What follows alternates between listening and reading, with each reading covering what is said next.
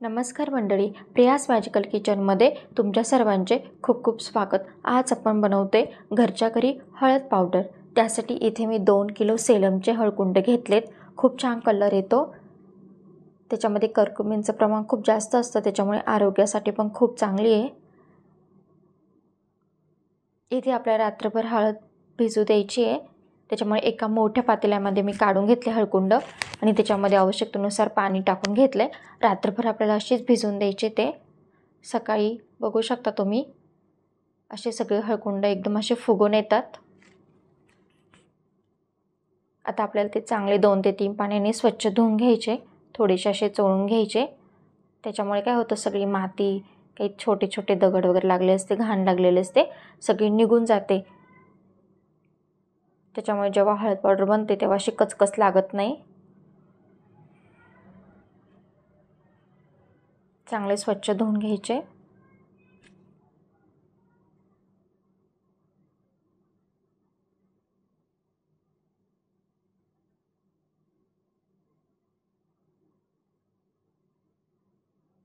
धुवून झाले की एका ताटामध्ये निथळून घ्यायचे थोडेसे।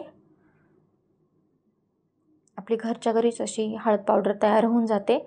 बाजारात कशी अशी भेसळीची खूप काही कलर युक्त असते, त्याच्यामुळे आपल्या घरच्या घरीच अशी हळद आरोग्यासाठी पण चांगली आहे। आता आपल्याला एका मोठ्या पातेल्यामध्ये काढून घ्यायची सगळी हळकुंड।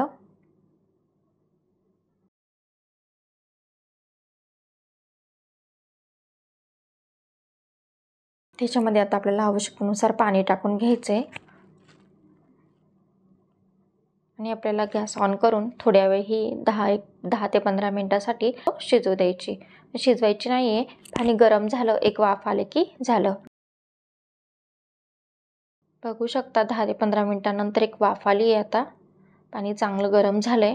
गॅस बंद करून द्यायचा आणि झाकण ठेवून थोड्या वेळसाठी राहू द्यायचं आपल्याला। बघू शकता असे पूर्ण फुगून येतं हळकुंड। आता आपल्याला ते चिरून घ्यायचे।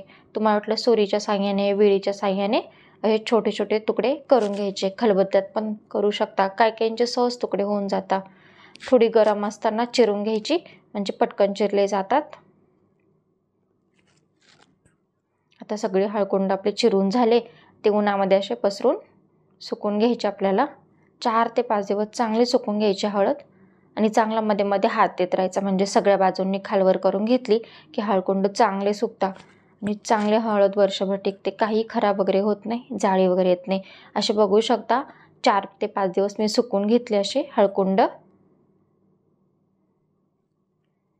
आणि आपल्या जवळचे जे गिरणी असेल, कांडप यंत्र असेल, तिथे जाऊन अशी हळकुंड दळून आणायचे। अशी हळद तयार होते अगदी घरच्या घरी, विना भेसळीची